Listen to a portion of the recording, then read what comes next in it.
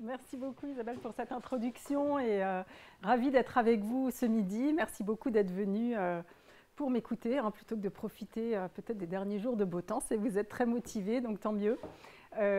J'espère bien que vous repartirez de cette conférence avec justement des clés complémentaires, des choses qui vous aideront au quotidien avec vos enfants. Alors, avant de rentrer dans le vif du sujet, je vous propose effectivement de me présenter pour savoir un petit peu qui je suis et comment, effectivement, quel a été mon parcours. Alors, brièvement, parce que l'objet après, ce sera bien sûr notre sujet qui est reprendre en main votre vie de famille. Donc, je suis Anne Pémira, je suis auteure, coach parental, conférencière. Depuis 15 ans, j'accompagne les parents, pour beaucoup, en entreprise, pour les aider justement à la fois à trouver un meilleur équilibre entre leur vie professionnelle et leur vie familiale, mais aussi bien sûr pour résoudre toutes les questions qu'il peut y avoir à la maison, tous les sujets qu'il peut y avoir avec leurs enfants et adolescents. Alors, comment suis-je devenue coach parental, puisque c'est la question que vous me posiez. Alors, moi, donc j'ai fait une école de commerce. Après, j'ai commencé à travailler en entreprise, donc un peu comme vous. Et je suis rentrée dans un cabinet qui s'appelle Accenture.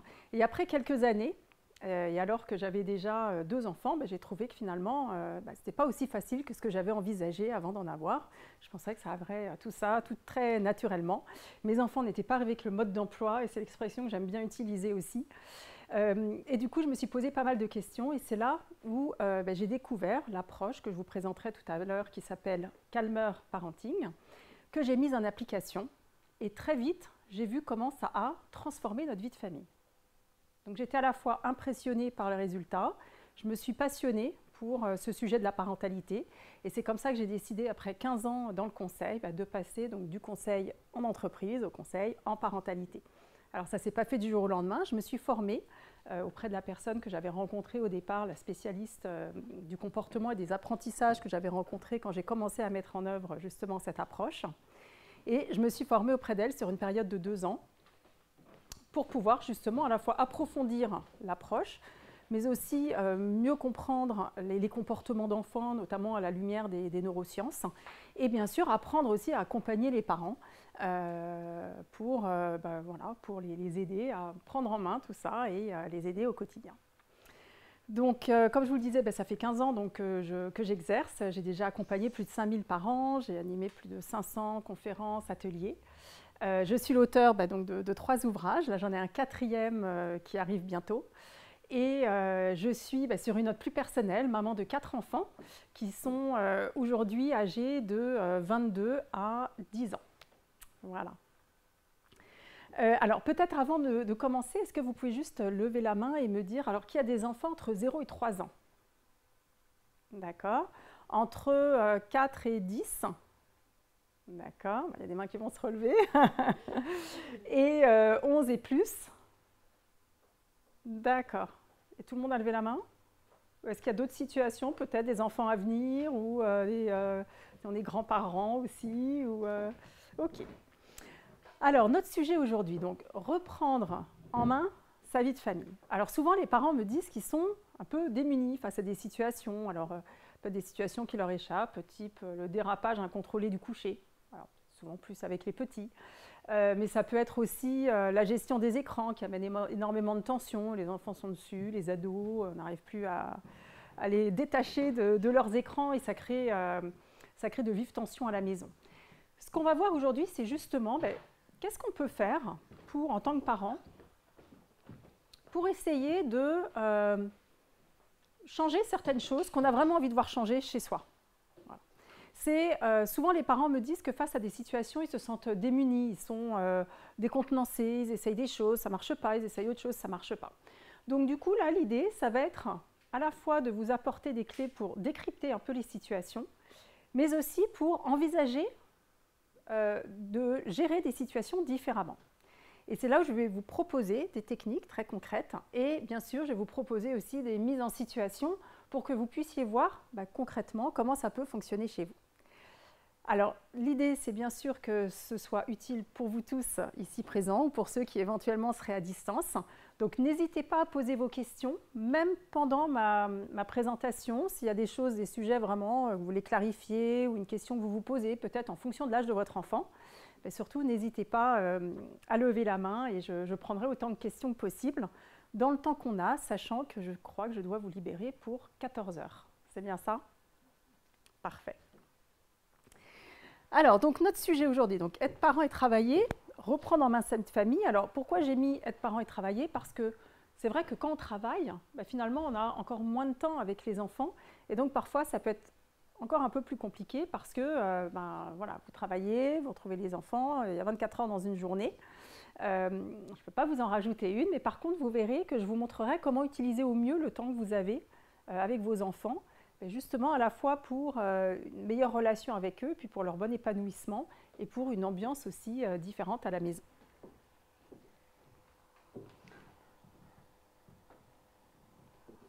Alors, comme je vous présentais, donc l'agenda que je vous propose, ça va être dans un premier temps un peu comme une boîte à outils qui vous permettra justement de voir comment vous pouvez être proactif dans votre parentalité plutôt que de sentir que vous subissez ce qui se passe à la maison. Vous savez, un peu ce sentiment où on a l'impression que rien ne se passe comme on veut. Et bien, vous allez voir qu'il y a des choses que vous pouvez peut-être faire différemment pour changer ça. Et ensuite, on verra comment appliquer ce que je vous ai dit. Alors, j'ai retenu 3 situations. Maintenant, peut-être que vous m'en donnerez d'autres. On verra en fonction du temps qu'on a. Mais moi, j'ai retenu 3 situations qui reviennent très souvent dans les coachings que je peux faire avec les parents. C'est le coucher, les temps d'écran et le dernier, c'est l'alimentation. Voilà. Alors, si vous voyez d'autres choses, n'hésitez pas aussi, puisque, à nouveau, l'idée, c'est que ce soit utile à vous ici présent. Donc, n'hésitez pas à me dire si vous voyez d'autres choses qui vous intéressent. Donc, tout d'abord, je vous ai parlé de cette fameuse approche Calmer Parenting. Alors, pourquoi déjà une approche? On peut se dire, oui, mais bon, la parentalité, c'est vrai que souvent, on s'invente en tant que parent, on a envie de faire comme on veut, etc. Tout à fait, et ça, c'est au contraire, c'est normal, il n'y a pas à revenir là-dessus. L'idée d'avoir une approche, c'est plutôt pour dire qu'il y a des moments où ça ne va pas se passer justement tout à fait comme vous voulez. Et là, vous avez peut-être déjà essayé différentes choses qui n'ont pas fonctionné, donc ça va vous apporter une autre façon d'aborder le sujet, en fait. L'idée, c'est de vous proposer des alternatives. Et des alternatives, tant qu'à faire, qui ne sont pas les conseils de grand-mère ou de la voisine qui ont marché avec un enfant là ou un enfant là-bas, mais des choses qui ont marché avec des milliers de parents qui ont pu suivre ces conseils. Donc voilà, donc des techniques quand même qui sont, si ce n'est validées par les parents, en tout cas qui ont été utilisées et qui ont montré que ça fonctionnait dans de très très nombreuses situations. Donc cette approche, elle existe en fait, Calmer Parenting, ça existe depuis plus de 30 ans, donc ça a déjà été vraiment utilisé pour même parfois plusieurs générations maintenant de parents, des enfants qui ont grandi avec et qui élèvent leurs enfants avec. Et l'idée, c'est à nouveau de vous proposer un cadre, c'est pas de vous dire qu'est-ce que vous devez faire avec vos enfants, c'est plutôt une fois que vous avez décidé que vous voulez que le matin ça se passe comme ça, ou le soir, ou les devoirs, etc., que vous ayez juste une approche, une façon de faire qui vous aide à mettre en place, à réaliser ce que vous avez envie pour vous et vos enfants. C'est vraiment dans le respect des convictions et des valeurs des parents. Et je pense que ça, c'est important, parce que c'est vrai qu'on voit beaucoup sur Internet plein de conseils, il faut pas, etc. C'est souvent très culpabilisant, et je trouve que chaque parent peut avoir aussi une vision différente de ce qu'il veut pour ses enfants. Et heureusement, on est tous différents. Et donc, voilà, c'est vraiment dans le respect de ça. Et c'est dans le respect aussi, bien sûr, des enfants. Vous verrez, c'est des approches, des techniques qui sont très respectueuses des enfants. Voilà, donc, c'est ce que je redis là. Alors, ce qui est intéressant sur cette slide, pardon, allez-y, je vous en prie. Bonjour. C'est, en fait, l'approche que je vous propose, c'est pour avoir une vie de famille qui soit plus calme, plus sereine, plus heureuse. J'insiste là-dessus parce que il n'y a pas de vie complètement parfaite avec les enfants. Ce n'est pas ce qu'on cherche. Par contre, ce qu'on veut, c'est que la plupart du temps, ça se passe bien. C'est que la plupart du temps, les enfants nous écoutent. Voilà. Donc, c'est que ce soit mieux et qu'il y ait des choses qui aillent dans la bonne direction. Donc, c'est pour ça que j'insiste. Et d'ailleurs, en anglais, Calmer Parenting, c'est une parentalité plus calme. Ce n'est pas complètement calme. D'ailleurs, heureusement, on serait un peu triste sinon. Alors, je vais vous donner un aperçu justement de cette approche pour que vous voyez un petit peu ce qu'il y a dedans. Et après, je zoomerai sur 2 techniques aujourd'hui, parce qu'en 1h30, on n'a pas le temps de tout voir.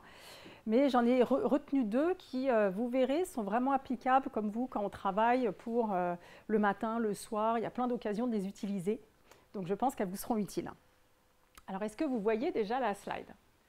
Pas très bien. Alors, je vais vous la lire. Au-dessus, donc la barre qu'on a, c'est des attentes claires et un front uni.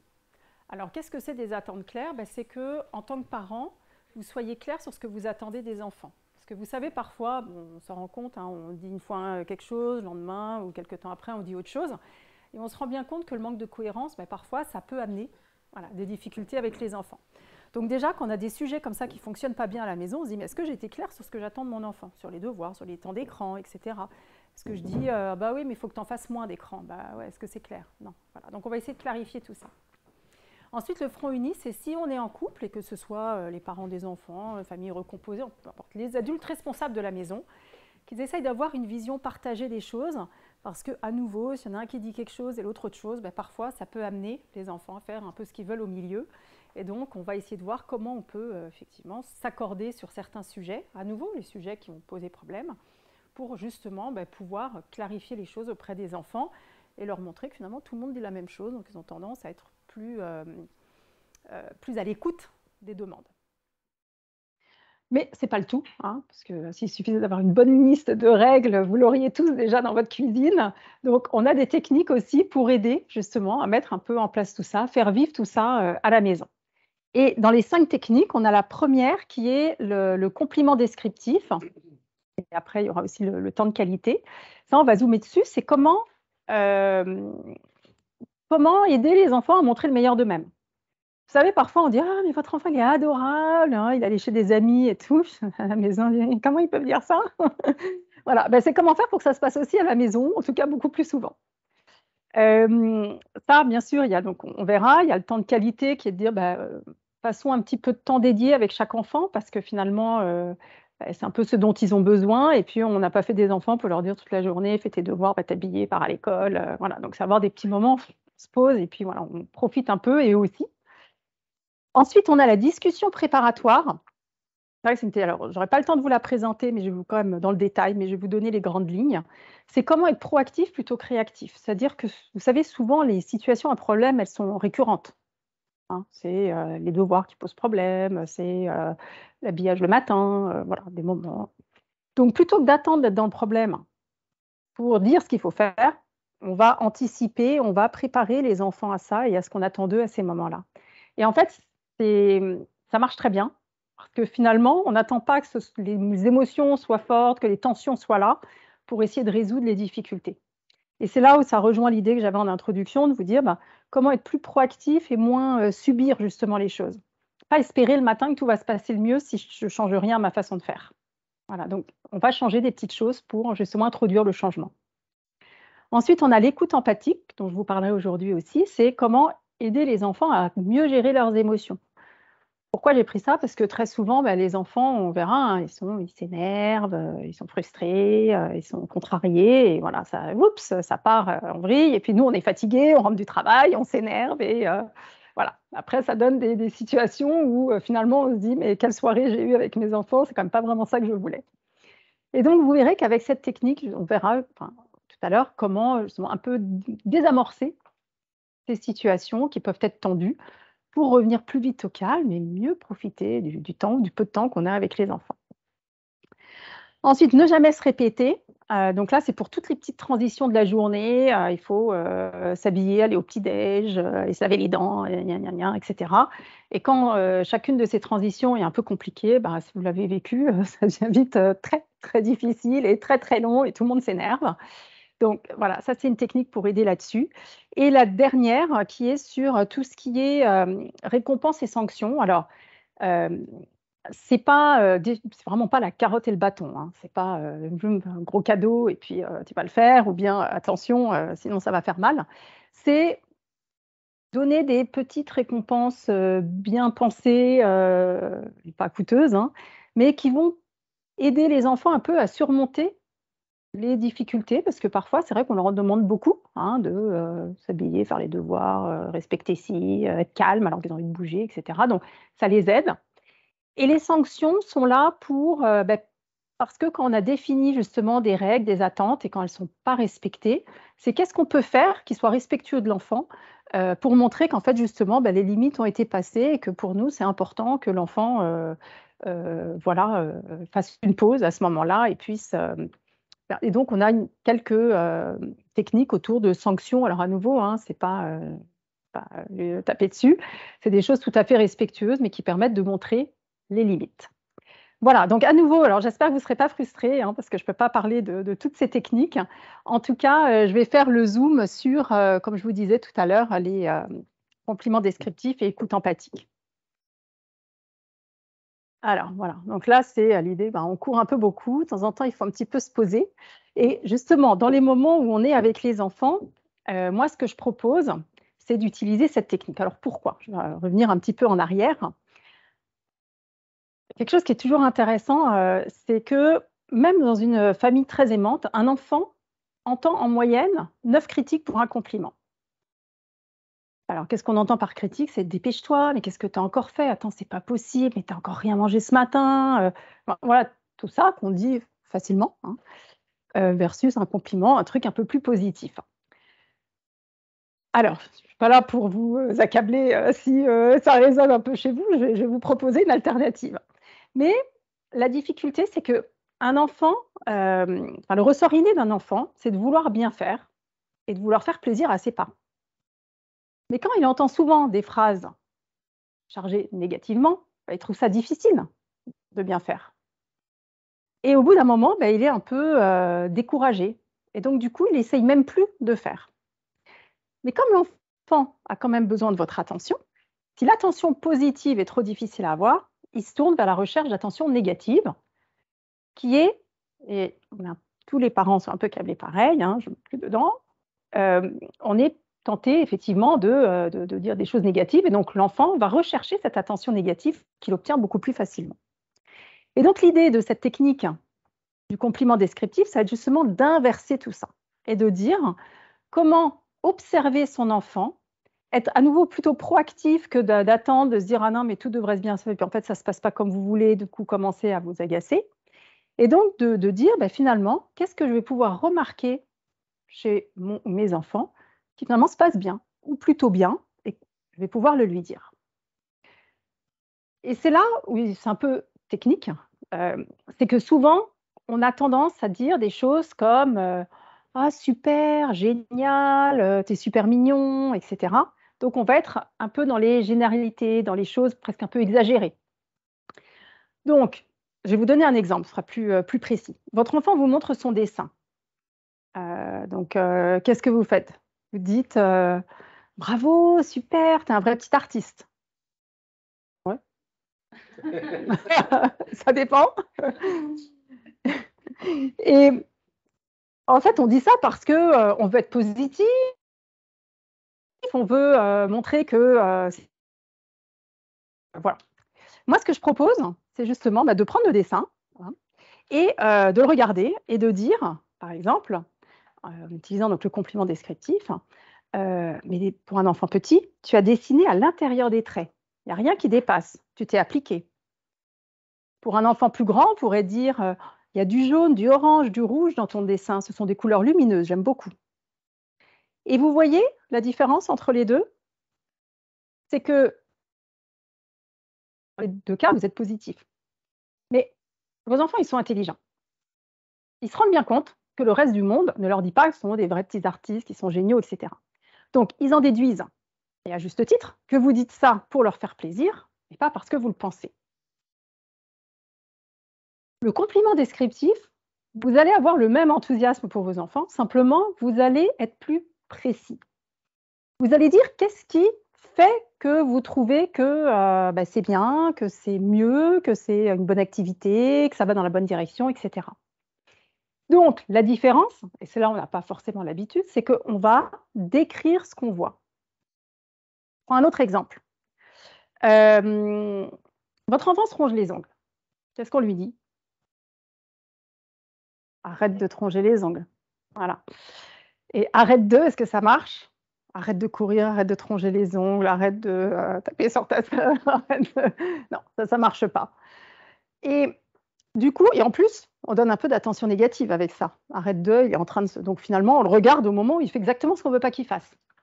Donc moi, ce que je vous propose, c'est d'utiliser le compliment descriptif. Voilà. Vous allez me dire, ben, comment je vais faire? Justement, eh ben, vous n'attendez pas qu'il se ronge les ongles pour lui dire. Vous allez dire, ben, ça fait 5 minutes que je suis rentrée à la maison et je ne t'ai pas vu une seule fois mettre les doigts dans la bouche. Et vous voyez comment vous renversez les choses, c'est-à-dire que là, vous lui donnez l'attention au moment justement où il a le comportement que vous préférez, que vous pensez à la fois vous préférez pour vous, mais surtout pour lui en l'occurrence. Et c'est beaucoup plus puissant, parce que du coup, il va dire, ah ouais, c'est vrai, en fait, j'ai réussi depuis 5 minutes à ne pas me ronger les ongles. Donc, il va essayer de poursuivre. Je ne dis pas qu'après, ça ne reviendra pas, mais ça l'aidera. Ça l'aidera à prendre conscience qu'il sait le faire, ça le motivera, et puis en plus, ça lui donne l'attention qu'il recherche de toute façon. Alors, exactement, on se dit ça. C'est une bonne question. Alors, c'est très rare. Ça arrive chez les enfants les plus impulsifs. Donc, je ne dis pas que ça arrive jamais, mais persévérer. Au bout de 2-3 fois, c'est fini. Voilà. Donc, faut pas. Mais dans 95% des cas, non, ça ne leur donne pas envie. Parce qu'au contraire, ils sont contents qu'on leur ait donné cette attention. Et comme on a décrit, ah bah ouais, bah finalement, j'ai plutôt envie de continuer. Pareil, un autre exemple sur les devoirs. Donc, c'est un sujet qui. Sur les devoirs, ben, on va regarder un travail et puis on aura tendance à quoi, à remarquer les fautes d'orthographe, ce qui ne va pas, etc. Ce que je vous propose à nouveau, c'est d'utiliser cette technique. Ben, comment? Eh ben, par exemple, votre enfant a écrit un texte et vous pouvez lui dire, eh ben, sur les 5 phrases que tu as écrites, il y en a 4 qui commencent par une majuscule, comme il faut. Qu'est-ce que vous pensez qu'il va faire, votre enfant, à ce moment-là? Sans doute qu'il ira de lui-même corriger la 5e. Mais voyez, il verra, nous, on aurait tendance à souligner la majuscule qui manque, alors que là, vous avez plutôt souligné ce qu'il a réussi à faire. Et pourquoi c'est bien? Parce que du coup, à nouveau, on va souligner le fait qu'il est capable de plutôt qu'il n'a pas été capable. Donc c'est quand même plus motivant, plus encourageant. Et surtout, enfin, moi ce que je vois, ce que je constate, et je vous encourage vraiment à le faire, c'est que ça les aide, eux, à changer et à prendre des bonnes habitudes. Pareil, vous avez un enfant qui écrit un peu mal, vous allez dire, ah, mais t'écris comme un cochon. Et là, pareil, vous pouvez faire, plutôt que de dire applique-toi, écris mieux, enfin des généralités qui ne vont pas forcément l'aider, à nouveau, regardez ce qu'il a écrit et regardez ce que vous pouvez souligner qui va dans la bonne direction. Et donc, par exemple, vous pourriez dire, ben, là, ton L, il est bien formé, il monte jusqu'au 3e interligne et il ne dépasse pas de la ligne du bas. C'est peut-être une lettre parmi plein d'autres qui ne vont pas bien, mais au moins, vous l'aurez aidé à voir qu'il y a un début et que quand il fait attention, il y arrive. Alors, là, en général, où ça se complique pour les parents, c'est que moi, je conseille d'en faire 10 par jour et par enfant. On se dit, oh là là. Alors, en plus, quand on a 4 enfants, ou même moins, enfin bon, on se dit toujours que ça fait beaucoup. Et souvent, moi, ce que les parents me disent après, c'est, en réfléchissant un peu, mais finalement, j'arrive à faire 10 critiques en 5 minutes. Donc, bon, je vais faire l'effort de faire les 10 compliments. Et en fait, chaque compliment ne prend pas vraiment beaucoup de temps à dire, c'est une phrase. C'est plus de les trouver. C'est effectivement de... Ce qui est difficile, c'est de changer son regard, en fait, changer sa façon de faire. Et quand bien même, je ne dis pas que vous dites des choses négatives toute la journée à vos enfants, mais quand bien même on dit des choses positives, on n'a pas forcément ce réflexe d'être précis comme je vous propose de l'être. Et pourtant, c'est ça qui va vraiment contribuer à changer dans le bon sens le comportement de votre enfant. Parce que chaque fois que vous allez souligner des petits pas dans la bonne direction, ça l'aidera à mieux prendre ce chemin que vous lui indiquez en fait avec vos compliments descriptifs. Et cette technique, vous pouvez l'appliquer avec tout. Vous pouvez l'appliquer sur, je sais pas, un enfant qui aura un tempérament assez impulsif. C'est vrai qu'on a tendance à leur dire de se calmer, de rester assis, etc. Mais à nouveau, chercher les petites fois où il sera resté assis, où il aura fait maîtriser ses émotions, son énervement, pour lui dire ben là, il y avait plein d'enfants et pourtant, tu es resté tranquillement assis pendant tout le début, voilà, etc. Enfin, essayer de trouver ces petits moments, même s'ils sont courts, pour le leur dire. Oui. Alors, complètement. Oui. Alors, effectivement, c'est applicable à tous, même à votre conjoint, conjointe, à vos collègues, avec qui vous voulez. Parce que finalement, c'est un peu une façon aussi de montrer ce qu'on apprécie chez les autres, en fait. et de souligner, quelque part, c'est aussi un peu de transmettre ses valeurs, parce que si on aime bien telle et telle attitude chez des gens, on peut le leur dire. Et l'avantage de cette technique aussi, c'est ça que je voulais juste préciser avant de revenir aux ados, c'est que comme on ne dit pas bravo, c'est génial, on peut souligner des petites choses qui ne sont pas exceptionnelles pour l'âge de l'enfant, mais qu'on attend d'eux. Par exemple, je ne sais pas, un enfant qui, je sais pas, 7-8 ans, attend encore qu'on lui mette ses chaussures. Je ne vais pas dire, ah ben bravo, tu mets tes chaussures tout seul le jour où il les met tout seul, alors que ça fait depuis 2 ans que j'essaye de lui faire enfiler ses chaussures tout seul. Et donc, vous voyez qu'avec cette technique, justement, comme on est plus factuel, on peut dire, ben, j'apprécie vraiment que depuis 2 semaines, tu fasses l'effort tous les matins d'enfiler tes chaussures tout seul sans m'appeler. Et vous voyez que là, je peux le dire sans que ça sonne faux, en fait. Parce que souvent, ça sonne un peu faux. Et justement, et ça rejoint votre question, des ados, pareil, je ne vais pas dire bravo, tu es parti à l'heure au collège ce matin. Non, c'est ce que j'attends depuis la 6e, on est en 3e. Donc, par contre, à nouveau, je pourrais dire, j'ai vu que cette semaine, 3 fois, on peut dire qu'on est en fin de semaine, 3 fois, tu es parti à 7h45, pile poil, pour être à l'heure au collège. Même si les 2 autres fois, il était en retard. Et vous voyez, à nouveau, vous changez, en fait, vous essayez de voir ce qui va mieux parce que ça va plus les motiver, les encourager. Oui, une question? Oui, en fait, mais même à la rigueur, je vois même je sais pas, des sportifs de haut niveau, des gens qui ont gagné un jour une compétition et qui disent, j'aimerais que mes parents soient là pour me voir. Enfin, on a envie de montrer à ses parents ce qu'on fait, les progrès qu'on fait, même si c'est des petites choses aux grandes choses. On a envie de montrer que on est en phase sur, en tout cas, certains sujets avec les parents. Donc effectivement, à ce moment-là, on peut tout à fait le lui dire. On peut très bien le dire à 24 ans aussi en disant je suis retournée dans ta chambre et j'ai vu que tu continues à mieux la ranger et qu'il n'y a plus rien qui traîne par terre, même si le bureau est encore en bazar. Voilà, donc ce qu'il faut retenir, c'est donc le fait de formuler de manière factuelle et précise le compliment. Vous pouvez renforcer le compliment par ce que j'appelle une qualité, c'est-à-dire, par exemple, tu es parti à 7h45 ce matin, ça c'est être ponctuel. Donc le fait d'être ponctuel, c'est une qualité. Je peux le rajouter après mon compliment pour aider justement un peu à se définir autour de qualité. Voilà. Alors, on peut, mais enfin, du coup, ça montre qu'on en a douté un peu quand même, ou qu'il y a eu des tensions. Mais pourquoi pas? Enfin, voilà, après, on ne va pas se censurer à nouveau. Hein, je suis quand même. Mais stricto sensu, la technique, c'est effectivement plutôt de dire, voilà, là, je vois que tu es plus ponctuel qu'avant, éventuellement. Et j'aime bien redéfinir autour de qualité parce que c'était une personne qui intervenait dans les collèges qui nous avait raconté ça. Elle avait demandé donc à une classe de collégiens d'écrire leurs défauts. Donc, poum, poum, poum, ils ont écrit leurs défauts. Et ensuite, elle dit, notez vos qualités. Et en fait, ce qui était ressorti, c'est que plusieurs n'avaient rien su mettre dans les qualités alors qu'ils avaient des palanquets de défauts. Et donc, c'est pour ça que je trouve que c'est intéressant justement de montrer un peu plus aux enfants quand ils font preuve d'une certaine qualité. Pas de dire bravo, tu es intelligent, tu es ordonné. Non, on n'est jamais tout le temps. C'est de dire voilà, tu as rangé ta chambre, tu as fait ci, tu as fait ça. Voilà, ça montre que tu es ordonné.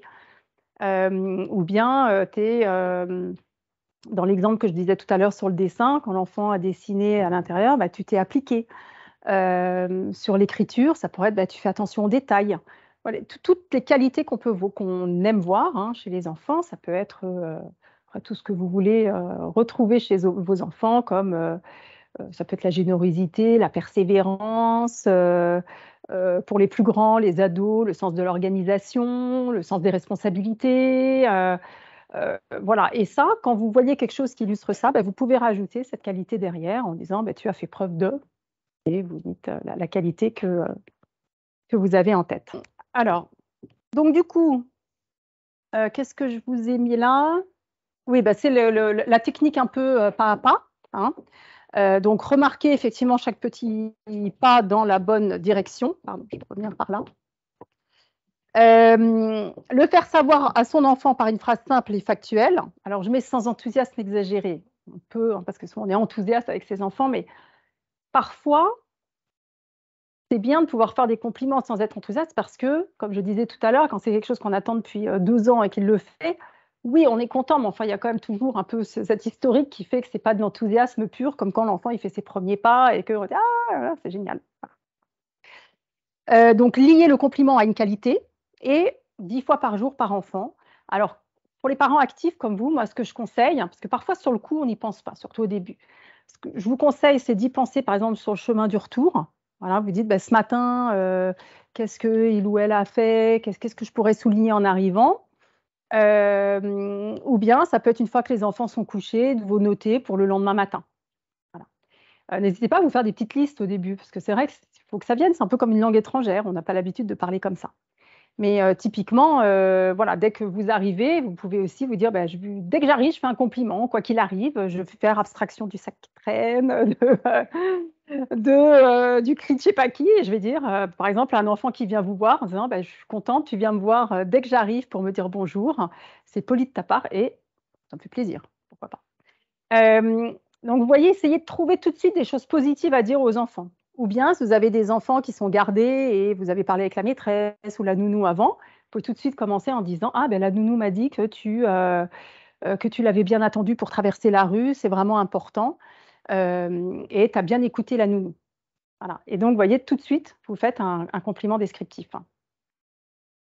Euh, Voilà. Après, cette technique, vous pouvez l'utiliser vraiment pour tout, hein. Essayez de voir quels sont les sujets à la fois qui se passent bien, déjà, c'est facile de faire des compliments, et des sujets où ça peut moins bien se passer, il va falloir un petit peu plus chercher sur le début de, voilà, pour les petites pistes où ça commence à mieux se passer.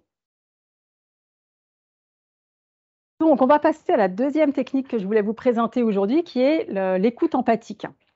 Alors pourquoi donc je l'ai choisi? Ben, parce que les enfants, encore plus que nous, hein, ils sont débordés, dépassés par leurs émotions.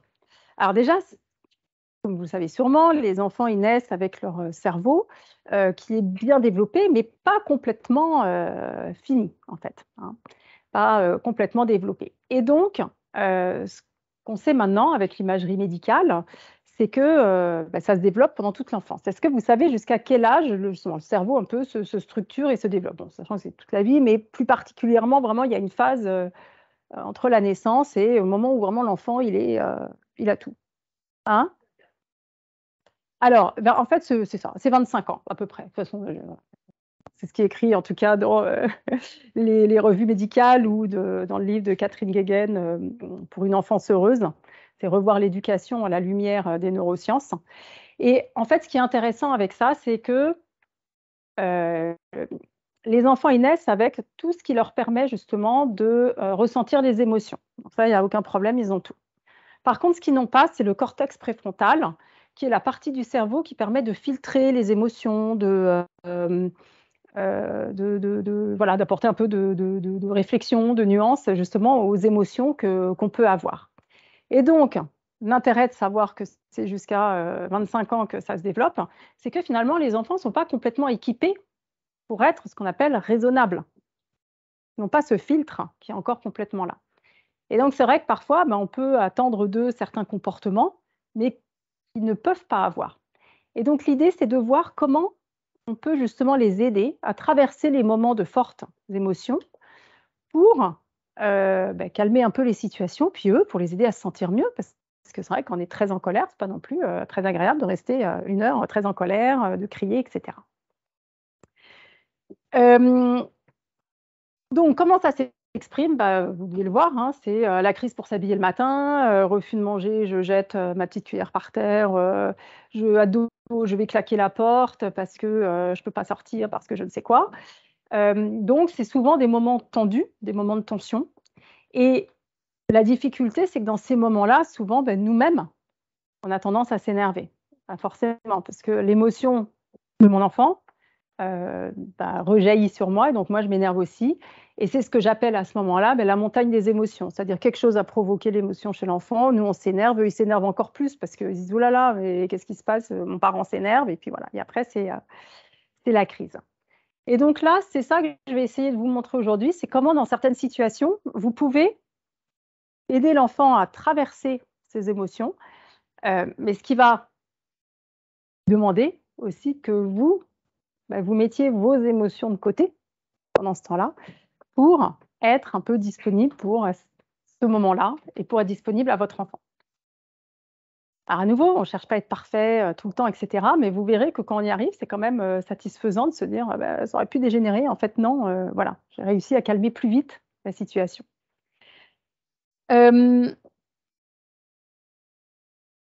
Alors, vous devez le savoir, hein, avec les enfants, c'est vrai que quand il y a des mauvais comportements, c'est qu'il y a des émotions souvent plutôt négatives, comme la frustration, de la colère, de la jalousie, etc.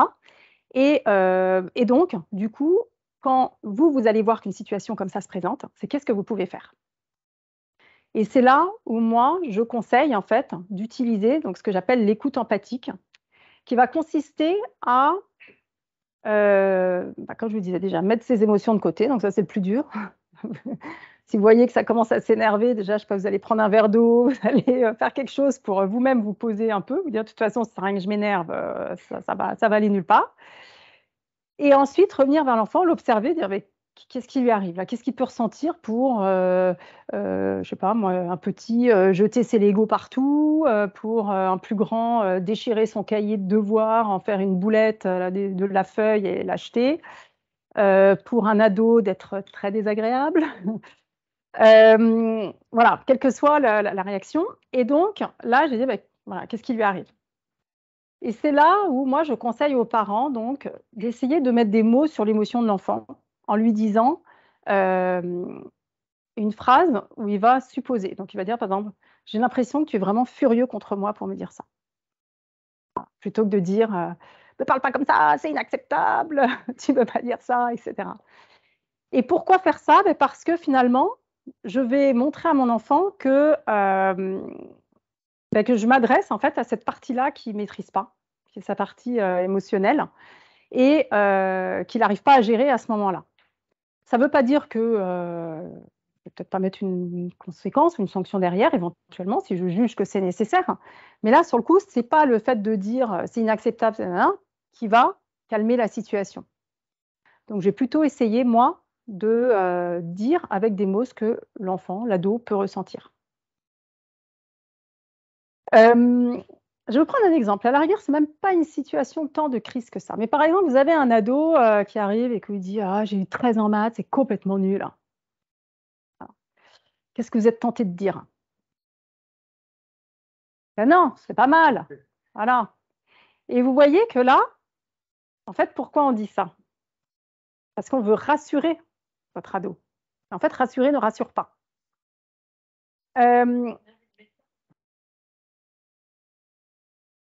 Oui, exactement. Il vaut mieux éviter de dire ça parce que quand on dit c'est pas grave, hein, ben en fait, on voit bien que ça lui convient pas. Et donc à ce moment-là, plutôt que de me dire ouh là là, je vois qu'il y a quelque chose qui va pas chez mon enfant, j'essaye de le rassurer, j'ai pu dire mais qu'est-ce qu'il ressent pour me dire ça? Il y a un truc qui va pas entre j'ai 13, c'est complètement nul. Ça marche pas. 13, c'est pas 0. Hein. Pas besoin de faire des maths pour ça. Donc, du coup, qu'est-ce que vous pouvez dire à ce moment-là à votre enfant? Alors là, on va être rationnel. Qu'est-ce qu'il pourrait répondre? Il dirait bah ouais, tu sais bien, je voulais une meilleure note.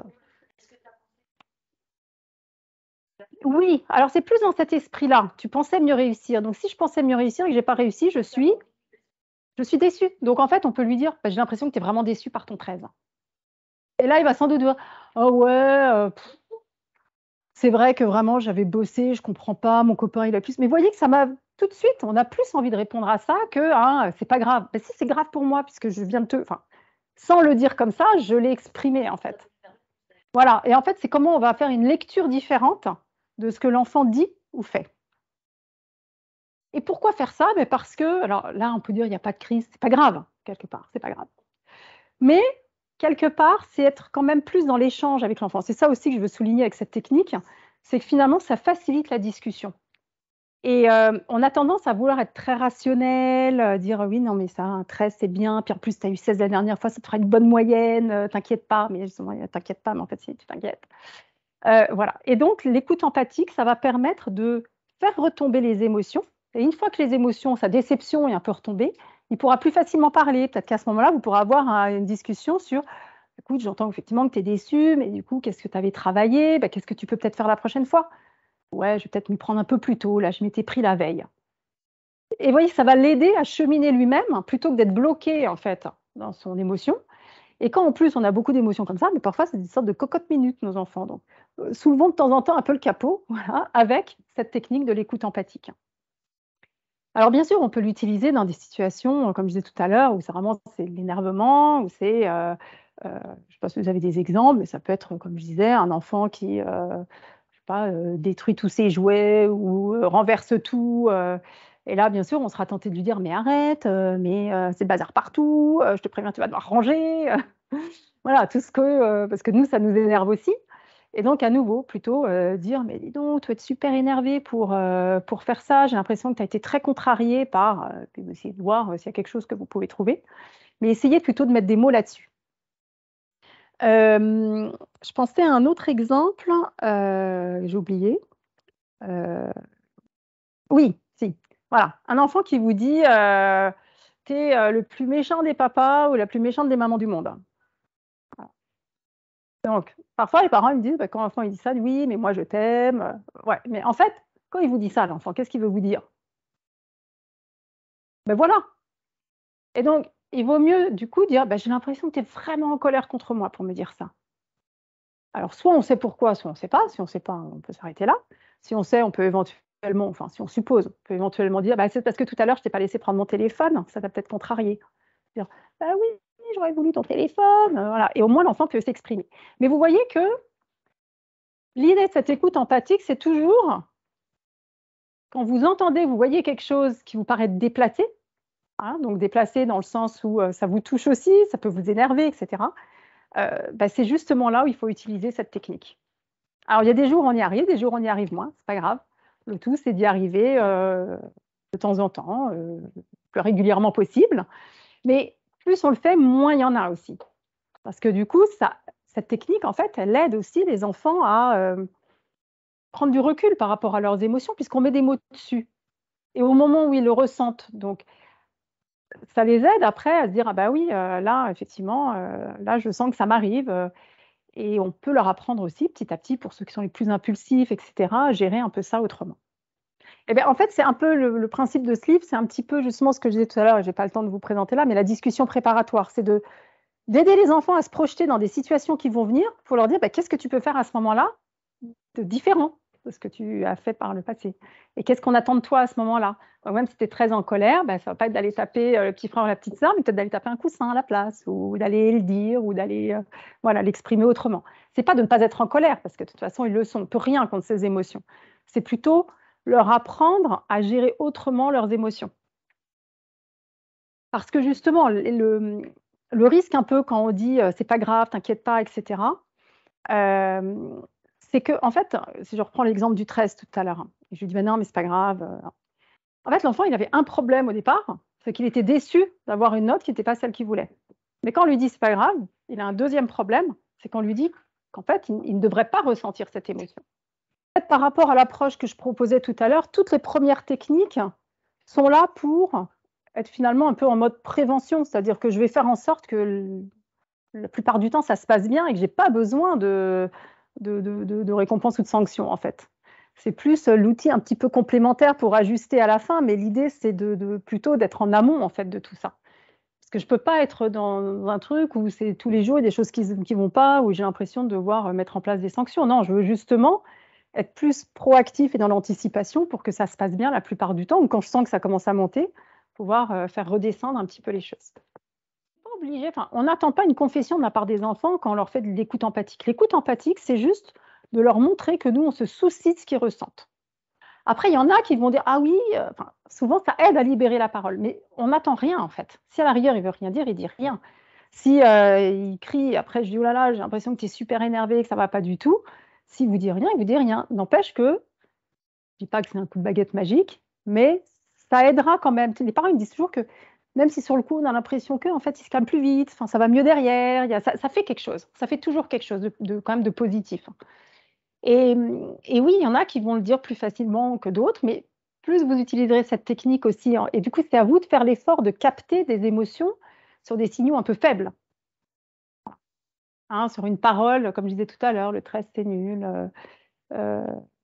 ou des enfants un peu plus grands, c'est tu me saoules. Enfin, je ne sais pas, essayer de trouver en fait et de rebondir sur ce que l'enfant ou l'ado peut dire.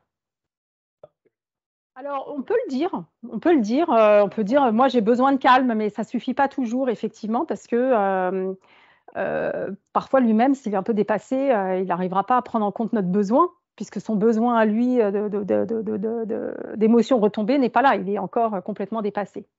Par contre, ce que je conseille, c'est un bon point, c'est que vous, de temps en temps, alors, notamment je m'adresse plus aux pères, ça je suis contente que vous soyez là, c'est que souvent les hommes, on a moins tendance à exprimer, enfin, ont moins tendance à exprimer leurs émotions. Je dis souvent, hein, je ne veux pas être dans la caricature, le stéréotype, mais des petites tendances. Voilà. Je dis, à nouveau, je ne dis pas que ça vous concerne, mais le fait de dire soi-même, oh là là, je me suis énervée aujourd'hui, ou j'ai eu, on m'a dit tel truc, ça m'a vraiment agacé. Montrer que vous aussi, vous avez des émotions, ça peut aider notamment les enfants qui expriment peu, éventuellement des garçons, éventuellement, parce que des filles peuvent être comme ça aussi, mais ça aide les enfants aussi à mieux s'exprimer eux-mêmes s'ils entendent finalement, ils voient qu'ils peuvent s'autoriser des émotions. Voilà. On est quand même une société, il y a quand même pas mal encore de stéréotypes et que souvent on attend, voilà, on croit qu'une femme peut pleurer, un homme pleure, on peut avoir plus de mal. Je ne dis pas qu'il faut pleurer devant ses enfants, je dis exprimer en tout cas des émotions. Voilà. Par hasard de planter, c'est pas la bonne, ça peut être violent aussi.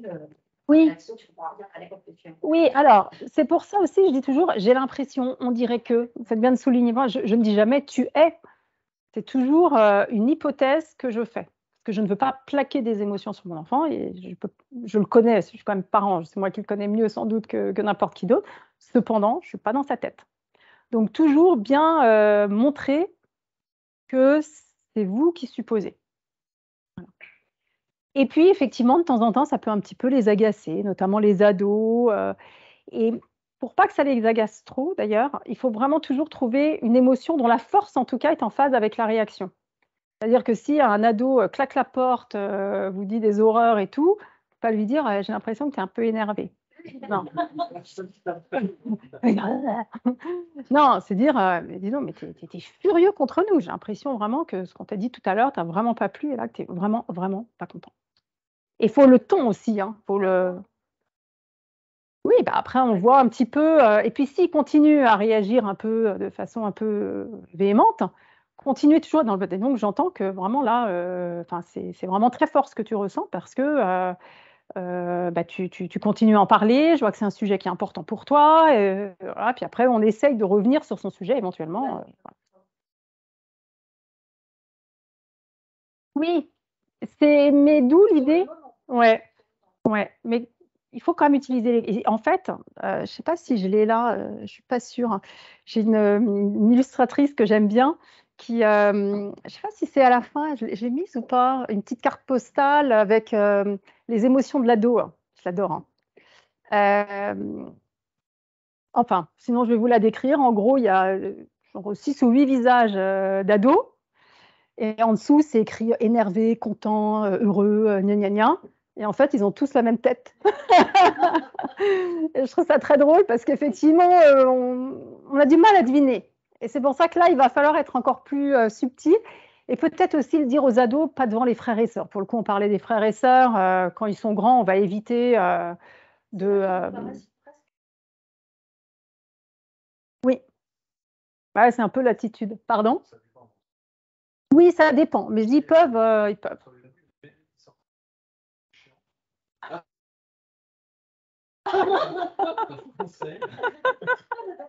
Et voilà. Il y a des parents qui peuvent se retrouver dans un Je regarderai.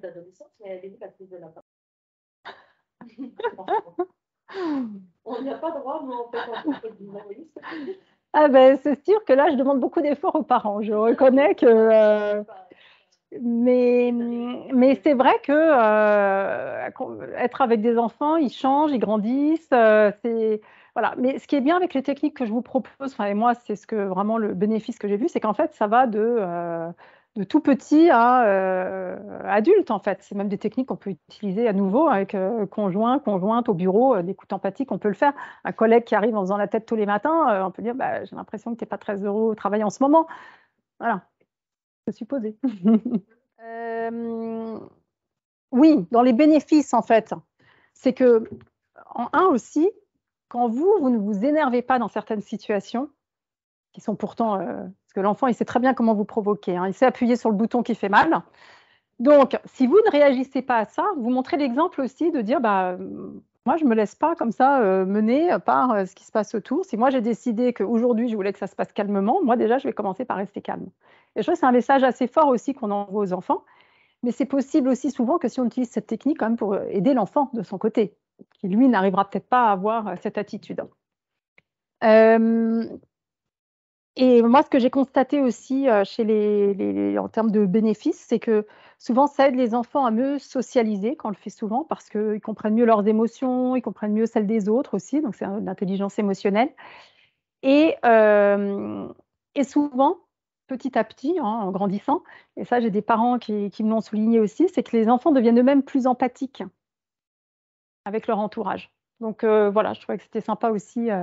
C'est pas l'objectif hein, de la technique, mais c'est vraiment des choses que j'entends et que je constate aussi après en autre bénéfice. Je me souviens d'un couple que j'accompagnais avec un enfant qui était vraiment pas facile à gérer, puis qui était très intense, très centré sur lui, etc. Et donc, bien sûr, j'avais conseillé notamment cette technique. Et puis après quelques séances, les parents m'avaient dit qu'en fait, il avait fait quelque chose, enfin, plusieurs fois qu'il ne faisait jamais avant. C'est, par exemple, chaque semaine, il avait un petit paquet de bonbons et pour la première fois, il avait partagé son paquet de bonbons, ce qui n'arrivait pas avant.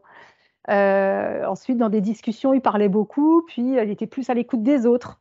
Ben voilà, ça aide, je pense aussi à mieux comprendre en fait cet aspect un peu invisible qui est assez naturel chez certains enfants, mais qui ne l'est pas chez d'autres. Donc, en fonction des enfants que vous avez, vous pouvez le voir quand vous en avez plusieurs, vous voyez qu'il y en a qui naturellement vont être plus sensibles à ce que ressentent les autres et d'autres qui vont paraître finalement ou qui ne vont pas réussir à bien décoder en fait ce qui se passe chez les autres. Et donc ça leur permet aussi de mieux se sentir eux-mêmes pour après mieux sentir les autres.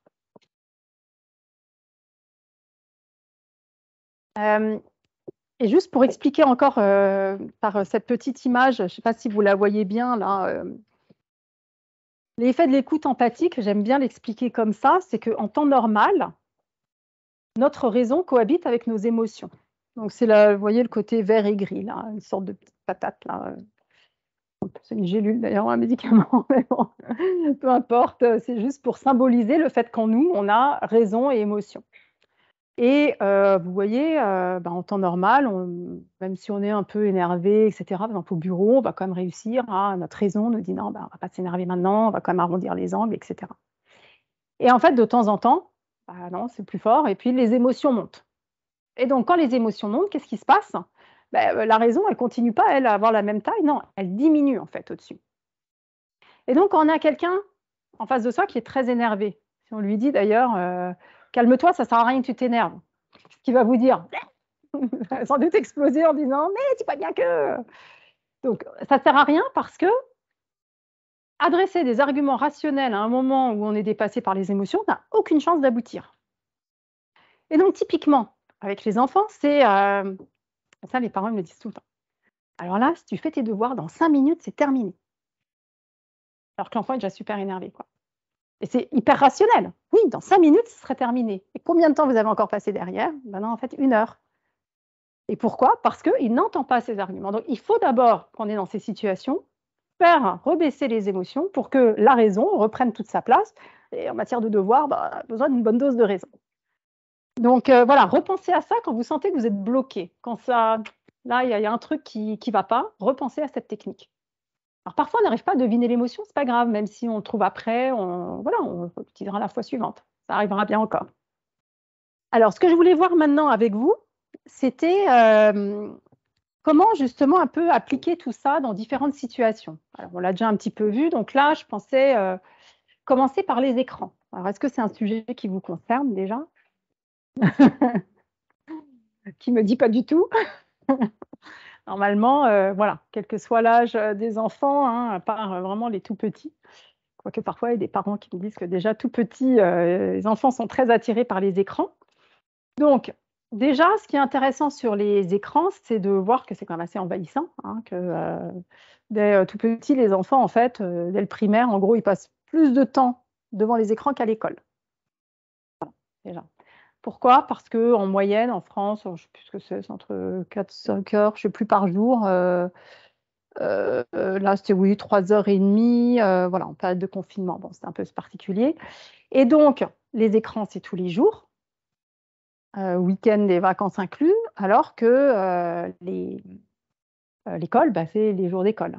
Et donc, si on ramène le temps moyen que les enfants passent sur l'année, eh ben, en fait, ils passent plus de temps sur les écrans. Même beaucoup plus, hein, c'est, les chiffres en tête, c'est 1300 versus 850, je crois, quelque chose comme ça.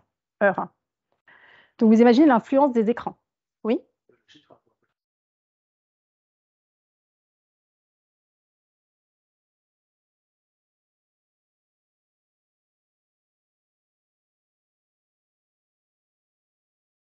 Ben, en moyenne, ben, ça peut être le week-end, ils passent beaucoup plus, et les vacances beaucoup plus aussi, parce qu'il y a quand même beaucoup de vacances. Voilà, le mercredi. Oui, et c'est tout type d'écran. Télé, smartphone, tablette, jeux vidéo. Et en fait, bah, alors, pas devoir, bien sûr, hein, pour ceux qui en ont sur les écrans, mais ce qui est ludique, en fait. Et ça va très vite. Puis ils rentrent le matin, il y en a qui commencent le matin, parfois, peut-être vous le faites, hein, on donne un petit 15-20 minutes déjà le matin, ensuite le soir en rentrant, et donc mercredi, week-end, vacances. Voilà. Et c'est vrai que ça aide, parce que parfois on a envie de faire autre chose, hein, c'est le Square Nanny, hein, c'est pratique. Voilà. Mais donc tout ça fait que bah, finalement, on peut passer, enfin les enfants passent quand même beaucoup de temps. Et bon, à la rigueur, s'ils font des trucs, pourquoi pas.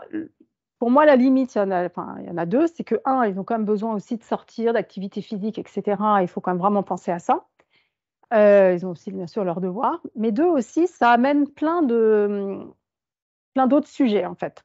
Notamment sur tout ce qui est devoir, concentration, parce que souvent, quand ils font de l'écran, en fait, après, ils sont moins concentrés sur leurs devoirs. Donc, il vaut mieux vraiment toujours qu'ils fassent bien leurs devoirs avant. Euh, le matin, typiquement, et ça, je l'ai vu, quand les enfants ont de l'écran le matin, ben, souvent, ils sont capables de se réveiller plus tôt que l'heure de réveil pour pouvoir aller sur les écrans. Et à partir du moment où on dit, ben, voilà, il n'y a plus d'écran le matin, en fait, les enfants dorment mieux. Parce qu'en fait, dans leur petite tête, ça travaille même la nuit. Ils sont tellement envie d'aller regarder leurs dessins animés, leurs machins, leurs trucs, que s'ils savent qu'ils peuvent le faire, ils vont le faire.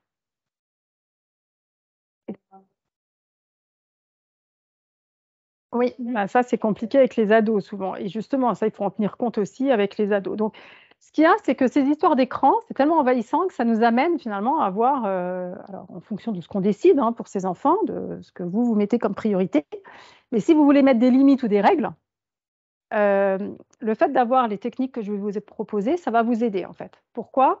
Un, les motiver avec le compliment descriptif quand ils respectent ou à peu près les règles.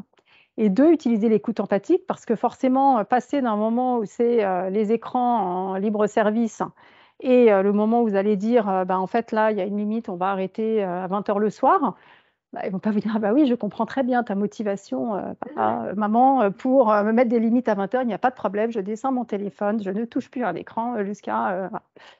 Donc, ils ne vont pas le dire comme ça. Ils vont forcément être énervés, ça va les agacer. Et tous mes copains, ils doivent le faire le soir. Et j'ai des trucs super importants à faire. Et je dois regarder ci et ça, etc. Et donc, voilà, les frustrations que ça peut générer, vous serez aidé d'utiliser l'écoute empathique pour montrer que vous êtes à l'écoute de ce qu'ils ressentent. Et vous les accompagnez là-dessus tout en mettant en place quand même les règles que vous souhaitez mettre en place. Et ça, je trouve que, dans mon livre, là, Débranchez vos enfants, juste pour une petite anecdote, mais qui est amusante, j'avais demandé, je ne sais pas si vous connaissez Serge Tisseron, qui est pédopsychiatre et spécialisé sur les écrans. J'avais demandé d'écrire la préface de mon livre. Et puis, j'avançais dans la rédaction du livre. Mon éditeur me disait, bah, là, il faut quand même qu'on ait la préface, là, sinon on ne va pas pouvoir la mettre. Donc, je relance Serge Tisseron. J'ai déjà été en contact avec lui. Et je lui dis, j'avais pas trop d'espoir, mais bon, je lui dis, voilà, est-ce que vous avez toujours envie, voilà le manuscrit, etc. Et puis, en fait, le lendemain, j'ai sa réponse, je me dis, bah, super, en fait, non, quoi. Et en fait, il avait écrit la préface du moment où j'ai envoyé l'email et le lendemain matin. Et ce qu'il m'a dit, en fait, et ce qu'il a écrit aussi, c'est que, bon, déjà, il était vraiment en phase avec ce que je disais, mais la chose qui l'a le plus frappé et qu'il a souligné dans l'introduction, c'est justement le fait d'utiliser l'écoute empathique sur les sujets d'écran, parce que ça génère énormément de frustration. Et que c'est important d'accompagner les enfants et pas juste de dire c'est bien pour toi comme ça ou c'est pas bien, et donc voilà ce qu'on fait. C'est de montrer aussi qu'on les accompagne justement là-dessus et sur les contrariétés que ça peut générer. Voilà. Et c'est vrai qu'une règle est toujours plus facile à faire passer parce qu'on met des règles de temps en temps, comme pas d'écran après telle heure, ou pas la nuit, ou pas pendant le repas. Et souvent, on est obligé de le faire, sinon c'est un peu voilà, freestyle à la maison. Et du coup, ça aide aussi vraiment sur ces sujets-là. Voilà. Est-ce que vous avez des questions sur les écrans? Oui. Qu'est-ce qu'un point, mais nous, sur boulot, en dehors de quelques occasions de leur montrer un film, assez rarement, et quelques pouvoirs spécifiques, parce que le grand a un exposé à faire sur un pays du monde ou autre chose. En gros, la politique, c'est quasiment zéro. C'est-à-dire que déjà, ils n'ont jamais de smartphone ou de tablette. Et les autres écrans, pour tout ce qui est film, c'est plus les récompenses ou un accomplissement, parce que tout le travail est fait vite fait, donc pourquoi ne pas en profiter pour montrer un peu de sympa. Et du coup, comme c'est pas très en phase avec l'époque, on va dire, je me demandais si vous voyez des effets négatifs à empêcher les enfants de manipuler smartphones, tablettes, etc., là où leurs petits camarades, pour certains, ont leur propre iPad depuis l'âge de 4 ans. Alors, vous voyez des effets vraiment négatifs? Moi, déjà, je pense que ce qui est important, c'est d'être en phase avec ses convictions. C'est-à-dire que si de toute façon, vous êtes convaincu que ce n'est pas ce qu'il faut pour vos enfants, si jamais ils se mettaient à en faire beaucoup, de toute façon, vous ne seriez pas content. Donc, ce qui est important, c'est que vous fassiez faire effectivement ce que vous pensiez être bien. Maintenant, votre question, c'est de dire, est-ce que je suis complètement décalée par rapport aux autres? Alors, moi, je pense que le premier constat, c'est que si jamais un jour, vous dites que vous avez peut-être raté un petit vite rattraper parce que de toute façon, manipuler un iPad, c'est pas très compliqué. Même si on a l'impression que nos enfants sont des génies parce qu'ils arrivent à faire. Non, en fait, tout est fait pour que ce soit hyper facile à utiliser. Donc, ça, voilà. Et c'est pas quelque chose où, à un moment donné, vous dites, il pourra avoir un petit peu plus de ci ou ça. Si vous voulez, vous lui donnerez, vous leur donnerez. Mais je pense que c'est beaucoup plus important de voir l'équilibre en fait de vie de l'enfant et de se dire ouais, moi j'ai envie de lui offrir autre chose, j'ai envie qu'il sorte, j'ai envie qu'il s'intéresse, j'ai envie qu'il soit curieux avec les outils qu'on a aujourd'hui, que ça va développer moi la curiosité telle que je veux que mes enfants la développent. Donc je pense que c'est très bien et qu'il n'y a pas de souci par rapport à ça et qu'il faut juste voir vous comment votre enfant réagit, peut-être l'accompagner avec l'écoute empathique si vous sentez qu'il a de la frustration. Et peut-être à ce moment-là, voir si une frustration, vous dites, là, j'ai peut-être envie de changer, à vous de voir. Mais vous voyez, vaut mieux être dans cette espèce de dialogue et d'écoute de l'enfant par rapport à des limites qu'on peut poser, plutôt que de se dire, oh là là, mais qu'est-ce qui va manquer en fait? C'est vrai, c'est un petit peu le sujet du jour, sur le fear of missing out, là, le FOMO, le fameux FOMO. J'ai l'impression qu'on va rater quelque chose, mais non, tout ne se passe pas sur les écrans. Oui, là, j'avais parlé un petit peu des impacts, mais je pense que j'en ai un peu parlé, effectivement, pas trop d'écran le soir, des choses comme ça, parce que c'est vrai que ça a des impacts sur beaucoup de choses pour les enfants. Et notamment, le cas le plus général, c'est quand même la sédentarité, c'est-à-dire le fait de moins sortir et moins bouger.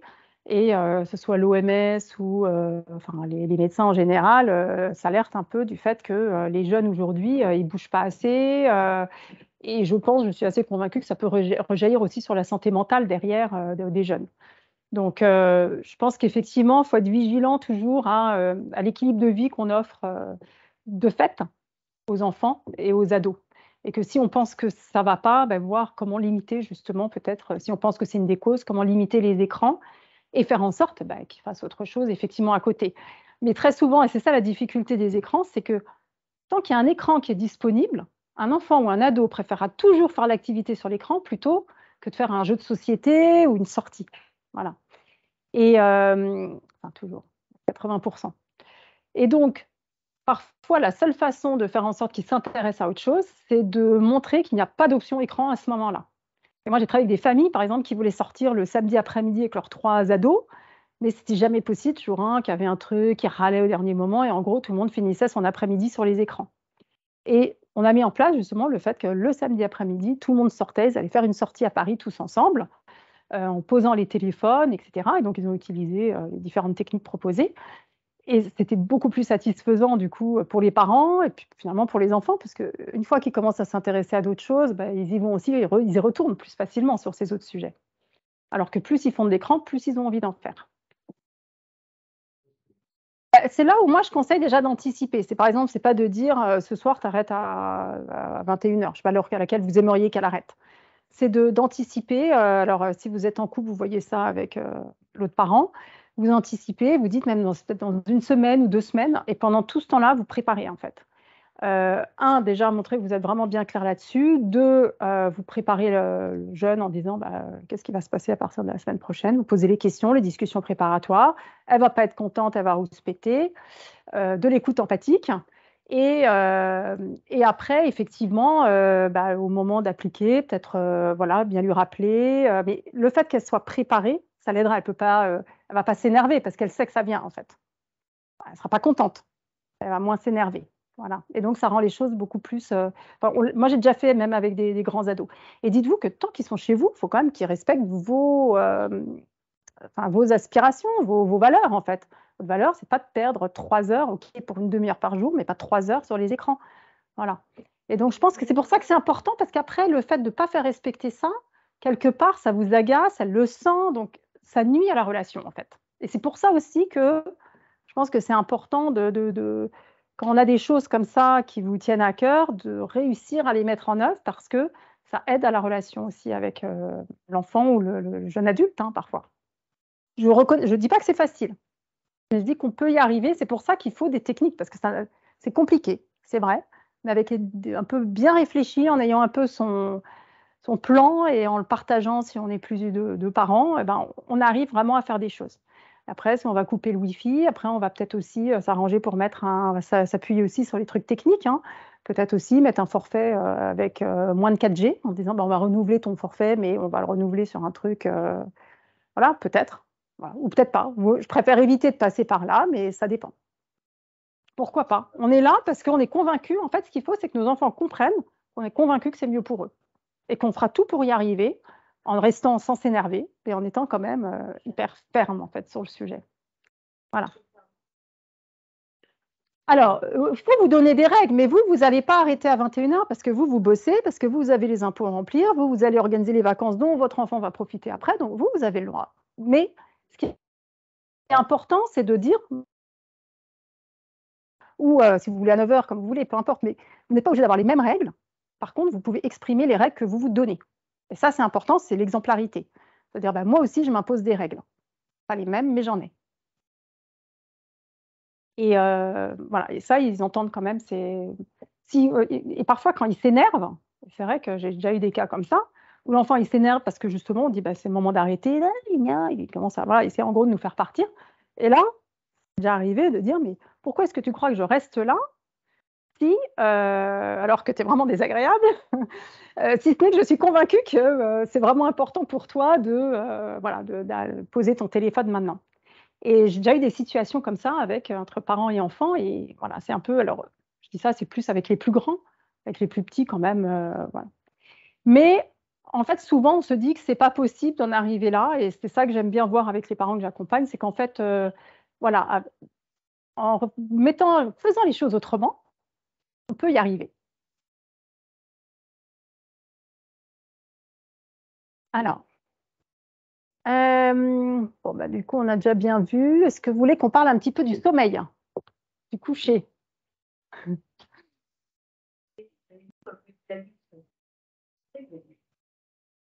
Il semblait parler des relations entre les frères et sœurs, enfin, les conflits dans les fratries et le fait d'être plus concurrent que. Oui, mais en fait, tout ce que je vous dis là aidera. Les compliments descriptifs, typiquement, quand il y a de la concurrence, c'est qu'il y a justement de l'attention qui est recherchée.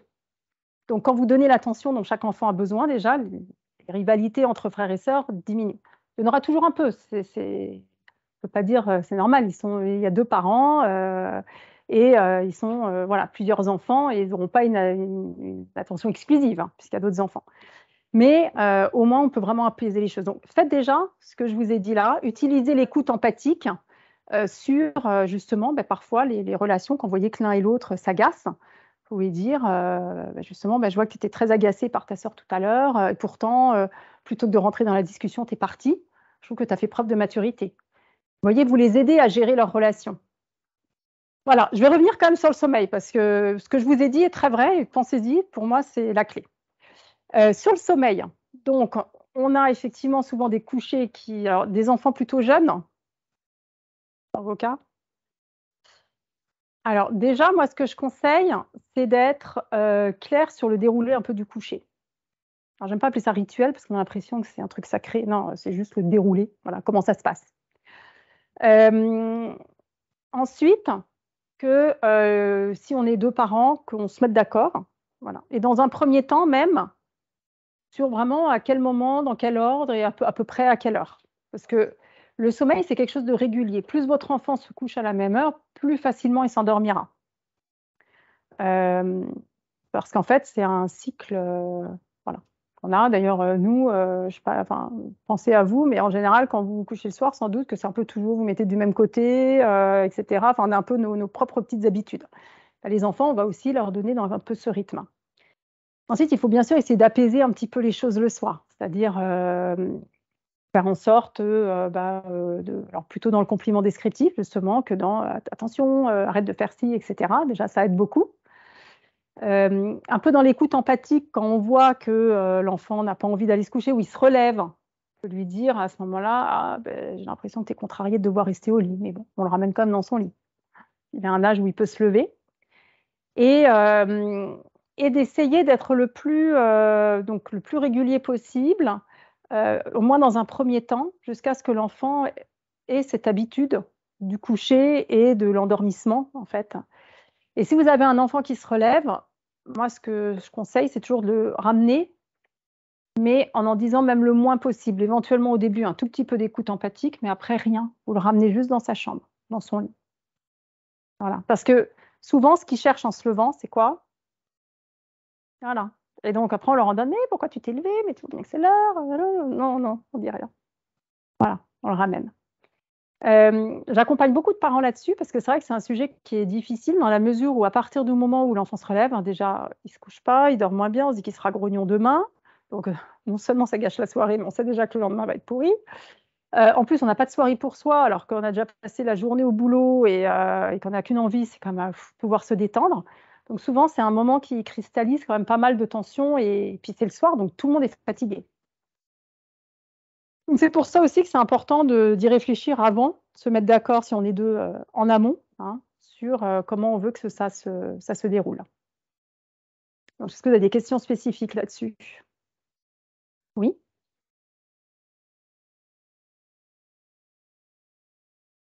Oui. Oui, mais voilà. Mais du coup, si c'est ça qui arrive, assurez-vous que ça fait partie du déroulé du soir. Il a bu son verre d'eau, il va faire pipi, et là, bisous et dodo, par exemple. Donc là, non, 5 minutes après, il ne peut pas avoir envie d'aller faire pipi. Donc là, on peut plus facilement se dire, alors que si ça ne fait pas partie, effectivement, de ce que vous avez fait avant, on peut dire, ah ben oui, peut-être, puis je ne me souviens plus, voilà.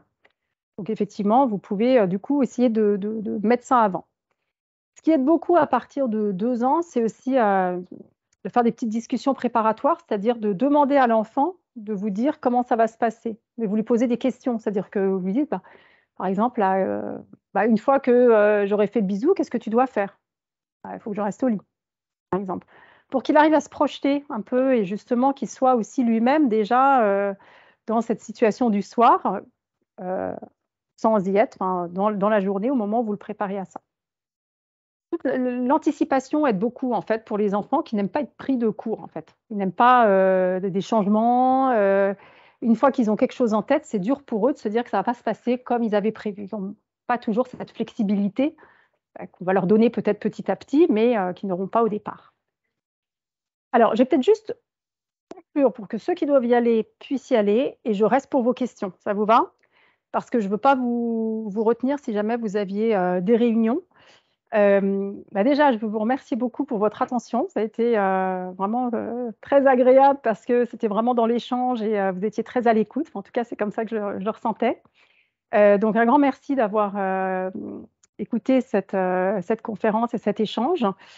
En conclusion, je ne vais pas essayer de vous convaincre que ces techniques fonctionnent. Par contre, testez et voyez par vous-même. Un grand merci.